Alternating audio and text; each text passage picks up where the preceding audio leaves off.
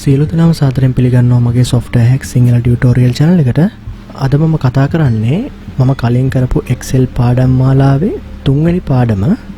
මේකෙදි මම ඔයාලට කතා කරන්නේ මේ පේන විදිහේ table එකක් කොහොමද create කරන්නේ, ඊට පස්සේ මේකේ මේ figures enter කරන්නේ කොහොමද, ඊට පස්සේ ඔයාලට පේනවා ඇති මෙතන මෙන්න මේ විදිහෙන් ලංකන් රුපීස් කියන එක වැටලා තියෙනවා. මෙතනින් amount එක මේවා center වෙලා තියෙනවා. මෙතන heading එකක් වැටලා තියෙනවා. මේ ටික කොහොමද මම කරන්නේ කියලා තමයි අද කතා කරන්නේ. හොඳයි එහෙනම් අපි මුලින්ම බලමු මම මේ හදලා තියෙන්නේ මොකක්ද කියන එක. මේ මම හදලා තියෙන්නේ ABC නමින් තියෙන කම්පැනියේ මාස 6 අවසානයේ ජනවාරි ඉඳන් ජූන් වෙනකන් ඒ මාස 6 අවසානයේ ප්‍රොෆිට් එක තමයි මෙතනින් මම හදලා තියෙන්නේ. ජනවාරි වලට මෙච්චරයි, පෙබරවාරි වලට මෙච්චරයි කියලා. මුලින්ම මම ඔයගලන්ට මේක කියා දෙන්න යන්නේ මේ වගේම මේ වගුවම මම මෙතන ඔයගලන්ට හදනවා. මෙන්න මේ ප්ලේස් එකේ මම ඔයගලන්ට ඒක හදනවා. හදන ගමන් තමයි මේකේ කොහොමද මේ දේවල් කියා දෙන්න කරන්න කියලා. මේක දැන් අපි කොටු ගානෙන් ගණන් කළොත් මෙන්න මෙතනින් ගන්නවා 1යි 2යි 3යි. කොටු 3ක් මේ පැත්තට මම මෙතනින් පටන් ගන්නවා 1යි 2යි 3යි. එතකොට මෙතන කොටු 3ක් කියන්නේ මෙතනත් කොටු 3ක් ඉන්නේ. නමුත් ඒක පේන්නේ නැත්තේ මෙතන කිසිම සෙල් එකක් පේන්නේ නැහැ. සෙල් එක පේන්නේ නැති වෙන්නේ එතන ක්‍රියේට් වෙලා තියෙනවා. ඒක මම කියලා දෙන්නම් කොහොමද කරන්න කියලා. මුලින්ම ඒ හින්දා මම ඔයාලට මෙතනින් මේ කොටු 3ක් කියලා ගත්ත මේ වගුවේ සම්පූර්ණ ප්‍රමාණය කොටු 3ක ප්‍රමාණයක්. ඒකයි මම කොටු 3ක් කියලා ගත්තේ. මම මෙතනින් කොටු 3ක් ගන්නවා. ඒ කොටු 3ට මම ටේබල් එකක් ඉස්සෙල්ලාම ක්‍රියේට් කරන්න ඕනේ. මොකද මෙතන මේ ටේබල් එකක් තියෙන නිසා. ඒ නිසා මම මෙන්න මෙතන ඔයාලට මෙතන ඔප්ෂන් එකක් පේනවා ඇති. outside borders කියලා. ඒක සිලෙක්ට් කරයින් පස්සේ ඔයාලට මෙතන විවිධ borders වර්ග එනවා. ඒ කියන්නේ මෙන්න මේක all border. මෙතනින් ඒ කියන්නේ මුළු සිලෙක්ට් කරන සියලුම cells වලට border එකක් එනවා. මෙතන border එක නැති වෙනවා no borders කියන්නේ. මම ඔයාලට මේකෙද්දී all border කියන එක සිලෙක්ට් කරනවා. එතකොට මෙතන කොටු 3ක් ආවා. එතකොට අපේ මේ පළවෙනි එක සම්පූර්ණයි. දෙවෙනි එකත් අපි සිලෙක්ට් කරනවා. පළවෙනි පාර මෙතන අපි එකක් සිලෙක්ට් කළායින් පස්සේ ඒක ඒගොල්ලෝ ඩිෆෝල්ට් ගන්නවා. ඒ නිසා දෙවෙනි පාර මේක විතරක් ප්‍රෙස් කළාම ඒක ඒ විදිහටම එනවා. මේ හරි. මම තුන්වෙනි එකත් ගන්නම් ඔයගලන්ට. තුන්වෙනි එකටත් මම සිලෙක්ට් කරනවා. මෙතන ඒකේ ඩිෆෝල්ට් ඇවිල්ලා තියෙනවා. මම ඒක සිලෙක්ට් කරනවා. එතකොට තුන්වෙනි එකත් කොටු 3 ආවා. කොටු 3 ආවයින් පස්සේ දැන් ඔයාලට පේනවා ඇති මෙන්න මේ මුල් දෙකේම ABC කම්පැනි කියන එක සෙන්ටර් වෙලා තියෙනවා. end of the month කියන එකත් සෙන්ටර් වෙලා තියෙනවා. ඒක අපි කරන්න ඕනේ මෙහෙමයි. මේ පළවෙනි කොටුවට අපි මේක ටයිප් කරනවා. මම ටයිප් කරනවා ABC space company.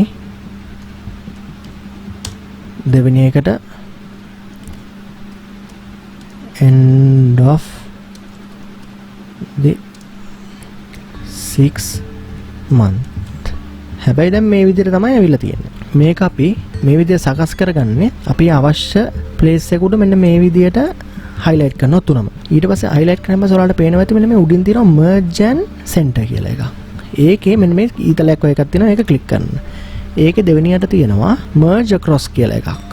ඔයාලා ඒක සිලෙක්ට් කරන්න ඕනේ. ඒක සිලෙක්ට් කළායින් පස්සේ මෙතන මේ සෙල් එකේ ඔයාලට මේ පෙනිච්ච ඉරි ටික ඒ සෙල් 3ක් තිබ්බ එක සෙල් එකක් බවට පරිවර්තනය වුණා. ඔයාලට පේනවා ඇති. ඊට පස්සේ මේ දෙවෙනි එක. දෙවෙනි එකේ සෙල් 3ක් තිබ්බ එක සෙල් එකක් බවට පරිවර්තනය වෙනවා. ඊට පස්සේ මෙතන number කියන එක ටයිප් වෙලා තියෙනවා. මෙතන month එක මෙතන ඒගොල්ලන් profit margin එක monthly. right. ඊට පස්සේ අපි දැන් බලන්න ඕනේ මේ වගුව පොඩි මේක ලොකුට ඇවිත් තියෙනවා. මේක අපි adjust කරගන්න ඕනේ මේ විදියට. මම පොඩ්ඩක් මේක adjust කරගන්නවා. මෙන්න මේ විදියට උඩින් අල්ලලා මම කලින් එකේදී ඔයාලට කියා දුන්නා ඒවා. මෙතනින් ප්‍රෙස් කරනවා මෙහෙට අදිනවා. මෙතනින් ප්‍රෙස් කරනවා මෙහෙට අදිනවා. ඊගාවට ඔයගලන්ට පේනවා ඇති එකේ ඉඳන් 6 වෙනකම්. මෙතන මාස 6ක් තියෙනවා. මම ඒක මෙතනින් ගන්නවා. ඒකට මම කොටු 6ක් මුලින්ම අරලා ඉන්නවා. 4 5 6. ඊට පස්සේ ඒකේ කොටු 6 සිලෙක්ට් කරයින් පස්සේ මම නැවත අර ඩිෆෝල්ට් ඇවිල්ලා තියෙන බෝඩර් එක සිලෙක්ට් කරනවා. එතකොට ඒ කොටු 6 හැමම ආවා. ඊට පස්සේ month එක මෙතන ඔයාලට පේනවා ඇති January to June තියෙනවා. ඒකත් මම මේ විදිහටම කොටු 6 සිලෙක්ට් කරනවා. ඔයාලට මේ දෙක එකට මෙහෙම සිලෙක්ට් කරගන්නත් පුළුවන්. එකට සිලෙක්ට් කරලා මේක සිලෙක්ට් කරාම ඔක්කොම ටික එනවා එකපාරින්. ඊට පස්සේ profit කියන තැනට එනවා. එතනත් මම මාස 6 අරගෙන බෝඩර්ස් ටික දානවා. ඊළඟට ඔයගලන්ට පේනවා ඇති මෙන්න මේ පල්ලෙහිනුත් තියෙනවා මෙන්න මේ වගේ තැනකුයි මෙන්න මේ වගේ තැනකුයි. ඒක ගන්නවා මෙන්න මේ විදිහට යටින්. තුනක් සිලෙක්ට් කරනවා. මේ තුන මම මෙහෙම්ම ගන්නවා හයම සිලෙක්ට් කරන්න පුළුවන්. මම ඔයගලන්ට පැහැදිලි වෙන්න මේ තුන ගන්න. ඊට පස්සේ මේක සිලෙක්ට් කරනවා. මෙතනින් ගන්නවා. හරි. දැන් වගුව ක්‍රියේට් වෙලා අවසానයි. නමුත් ඔයාලට තව දෙයක් මෙතන පේනවා ඇති. මේ ටික එක සෙල් එක ගන්න අපි අරන් තිබ්බට මෙන්න මේ පල්ලෙහෙන් තියෙන තුන මේ වගේම මර්ජ් කරගන්න ඕනේ. ඒ නිසා අපි ඒ තුන මෙහෙම සිලෙක්ට් කරනවා. සිලෙක්ට් කරලා ඉවර වෙලා මර්ජ් එකට ගිහිල්ලා මර්ජ් across කියන එක සිලෙක්ට් කරනවා. ඒකෙදි මම ඔයාලට තව දෙයක් පෙන්නන්න. මර්ජ් across කළයින් පස්සේ මේ වගේ තුනම සිලෙක්ට් වෙනවා. මේ මැද ඉරි තුන ඔයාලට පේනවා. ඒ කියන්නේ සෙල් තුනක් විදිහට 1 2 3. ඒකම තව එකක් තියෙනවා. කලින් තිබ්බ විදිහට මම control z ගහනවා. මේ තුනම මෙන්න මේක ඔයාලට පළවෙනි එක පේනවා තියෙන merge and center කියලා එක. ඒක සිලෙක්ට් කළොත් ඔයාලට මේ ඔක්කොම තනි සෙල් එකක් වෙනවා මේ. එතකොට එකම එක සෙල් එකක් විතරයි වෙන්නේ. එක තැනකට විතරයි cursor point එක එන්නේ. එතකොට අර වගේ ලයින් තුනක් නැහැ. මේ වගේ තුනකට බෙදන්න බෑ මේ විදිහට. එක ලයින් එකක් විතරයි එන්නේ. ඒ දෙකේ වෙනස ඒක මම අන්ඩු කරනවා. ඒ නිසා අපි මේකට ගන්න ඕනේ merge across කියන එක. එතකොට මේ වගේ ලයින් තුන සෙල් තුනක් විදිහට එනවා. හරි. දැන් අපි වගුව සම්පූර්ණයෙන්ම හදලා අවසానයි. ඊළඟට අපි බලන්න ඕනේ දැන් මම මේ තුන ටයිප් කරලා තියෙනවා. ඊළඟට මෙතන නම්බර් කියන එක යටතේ 1 ඉඳන් 6 වෙනකන් එනවා. මම අර කලින් දෙවෙනි එපිසෝඩ් එකේ කියලා දීපු නම්බර් එක දාන විදිය මම මතක් වෙන්නත් එක මම කරන්නම්. මම 1යි 2යි විතරක් ටයිප් කරලා ඒ දෙක සිලෙක්ට් කරලා මෙන්න මේ වගේ කතරේ ලකුණු ආවයින් පස්සේ පල්ලෙහාට ඇදගෙන යනවා. එතකොට 1 ඉඳන් 6 වෙනකන් ඔටෝමැටිකලි මේගොල්ලෝ ගන්නවා. මාසෙදී මම ඒකත් ඔයාලට පෙන්නන්නම්. මම පළවෙනි එක ජනවාරි පෙබ්‍රුවරි කියලා ටයිප් කරනවා. පළවෙනි දෙක සිලෙක්ට් කරනවා. මේ කතරේ ගාවට යනවා. මේ විදිහට ඩ්‍රැග් කරනවා. එතකොට ජූන් වෙනකන් ඒක ඔටෝමැටිකලි ගත්තා. මේක මම ඔයාලට කලින් කියා දුන්නා. මේක මේ මාස 6ක් වගේ පොඩි ප්‍රමාණයක් කරනවට වඩා මේක මාස 12ම ගන්නකොට 1 ඉඳන් 100 වෙනකන් නම්බර්ස් ගන්නකොට අන්න ඒ වගේ වැඩි ගොඩක් වැදගත් වෙනවා. ඒ දෙක හරි. මම දැන් මේකේ ප්‍රොෆිට් කියන එකේ amount එක පළවෙනි එක 25000 තියෙන්නේ. 25000 දානවා. දෙවෙනි එක 10000ක් දානවා. තුන්වෙනි එක 15000යි. 28000යි. 13000යි. 25000යි. හැබැයි මෙතන ටයිප් වෙලා තියෙන විදිහ වෙනස්. මෙතන ටයිප් වෙලා තියෙන විදිහ වෙනස්. මොකද මෙතන ශත ගාණක් ඇවිල්ලා තියෙනවා. ලංකන් රුපීස් කියලා ඇවිල්ලා තියෙනවා. මේක අපි හදාගන්නේ අපි මේ ටික සිලෙක්ට් කරගෙන ඔයාලට පේනවා ඇති මෙන්න මේ නම්බර් කියන තැන මේ යටින් තියෙනවා නම්බර් ෆෝමැට් කියලා එකක්. ඒක සිලෙක්ට් කරනවා මේ වගේ අයිකන් එක. ඒකෙදි ඔයාලට පේනවා ඇති මේ වගේ බොක්ස් එකක් එනවා. ඒකෙදි දැන් මේක යම්කිසි මුදලක්නේ. යම්කිසි මුදලක් නිසා දැන් මෙතන එක එක කැටගරිස් තියෙනවා. number, currency, accounting, date, time, text ඒ විදිහට තියෙනවා. custom විදිහට හදා ගන්නත් පුළුවන්. දැන් මෙතනදී අපිට අවශ්‍ය වෙන්නේ ගන්න මෙන්න මේ currency කියන එක. මොකද යම්කිසි මුදලක් නේ මෙතන අපි ඩිස්ප්ලේ කරන්නේ. ඒ නිසා මේ currency කියන එක තමයි අපි ගන්න වැදගත් වෙන්නේ.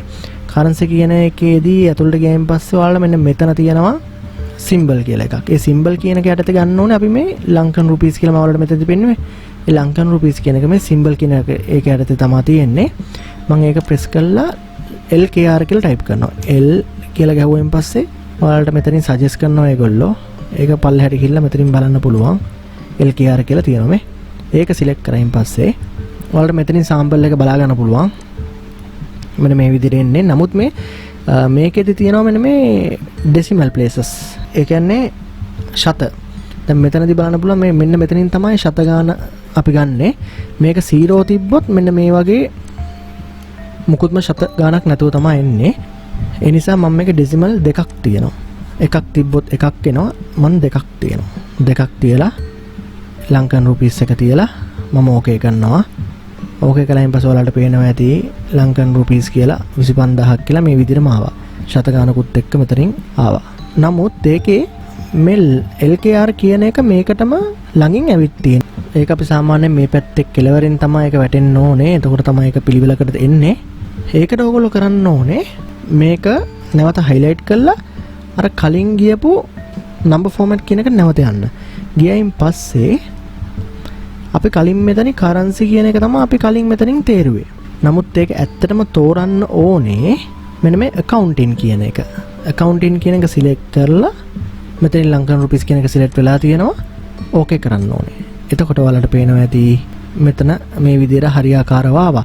ඒක අර මෙතන යම්කිසි මුදලක් පෙන්눔 කළාට currency යටතේ අපි දැම්මට account category එකේ තමයි ඒක අපි දාන්න ඕනේ හරියටම. එතකොට තමයි මේ විදිහට පිළිවෙලකට එන්නේ.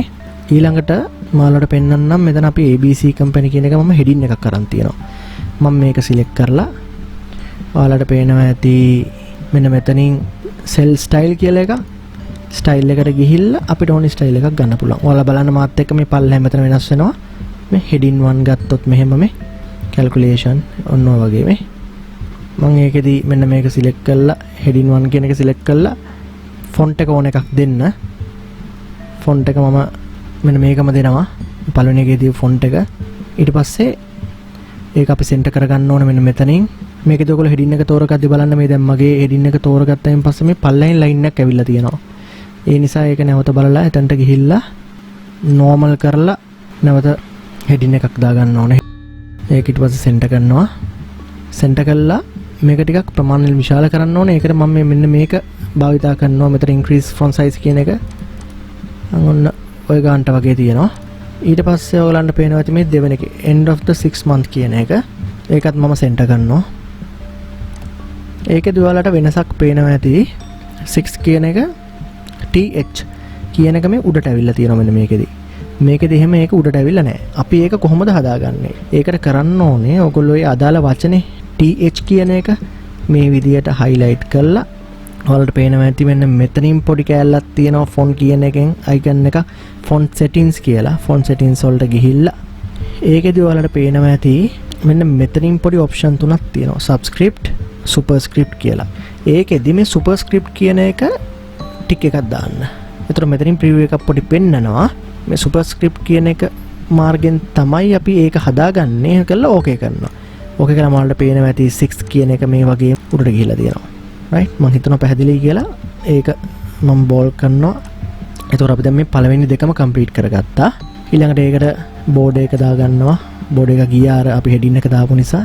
ඊට පස්සේ මේ number month profit කියන ටිකත් නැවත මම center කරගන්නවා. ඊකට මේ පල්ලෙහින් මම මේක type කරනවා. total 1 by 1 වරහනවනවා. දෙවෙනි එක total formula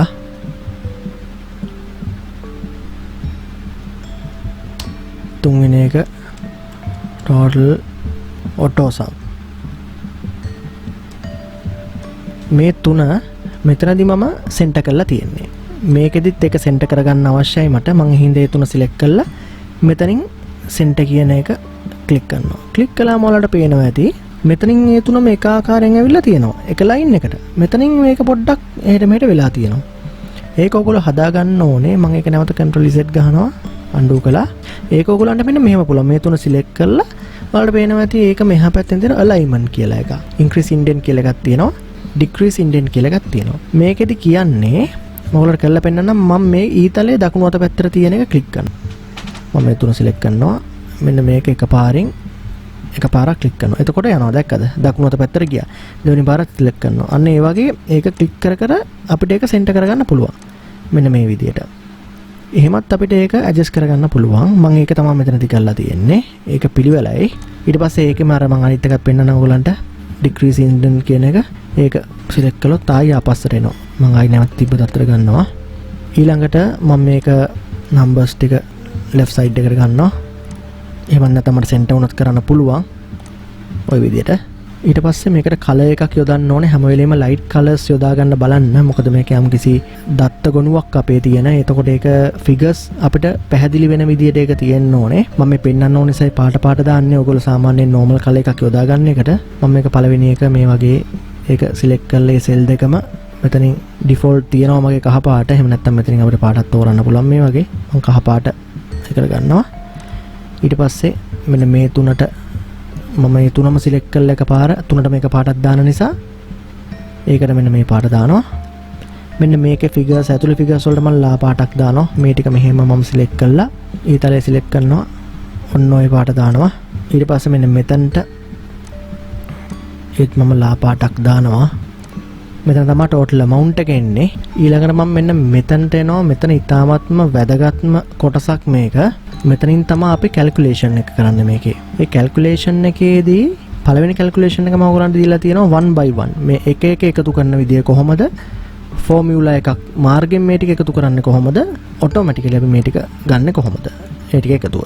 මේක මේ කැල්කියුලේෂන් ටික මම ඔයගලන්ට මේක ඉදිරි වීඩියෝ එකේදී කරන්න බලාපොරොත්තු වෙනවා. මේකෙම තුන්වෙනි වීඩියෝ එකේදී. ඒ නිසා මම මේක මෙතනින් නවත්තනවා. මම මේකේ ටේබල් එකට මේ වටේ තියෙන බෝඩ් එකක් දාන විදිය කියලා නවත්තන්නම්. දැන් මේක ඔයාලගේ මේ තියෙන වගුවේ දැන් මේක highlight වෙලා පේනවා. මේක කිසිම highlight වීමක් වෙන්නේ නැහැ. ඒක highlight කරන්න ඕන නිසා අපි මේ වටේ බෝඩ් එකක් මේකේ දාලා තියෙනවා. ඒක අපි දාන විදිය බලමු. ඒක මුලින්ම දැන් මේ වටේටම බෝඩ් එක ඇවිල්ලා තියෙනවානේ. ඒක අපි කොටස් වශයෙන් මම දාලා පෙන්නන්නම්. මුලින්ම මෙන්න මේ කොටසට මම දාලා පෙන්නන්නම්. ඒ නිසා මේ කොටස අපි මෙහෙම select කරලා මෙන්න මෙතනින් නැවත මේ tick outside border කියන එක select කරනවා. එතකොට මේ කොටසට මේ බෝඩ් එක ආවා. ඊට පස්සේ අපිට පුළුවන් මේ කොටසටත් වෙනම දාන්නත් පුළුවන්. මෙන්න මේ වගේ. එහෙම නැත්නම් ඒ කොටස එක්කම පල්ලෙහාට මෙහෙම ඇදලා අරගෙන ඔක්කොටම නැවත මේක සිලෙක්ට් කරලා මෙහෙම බෝඩ් එක දාන්නත් පුළුවන්. ඔයගොල්ලන්ට මෙතනින් නැවත දාගන්න ඕන නම් ඒක මෙහෙම සිලෙක්ට් කරලා නැවත මෙතනින් බෝඩ් එක සිලෙක්ට් කරනවා. එතකොට ඔයාලගේ මේ ටේබල් එක highlight වෙලා පේනවා. හොඳට කෙනෙක් මේක දැක ගමන් ටක් ගාලා මේ ටේබල් එක highlight වෙලා පේනවා.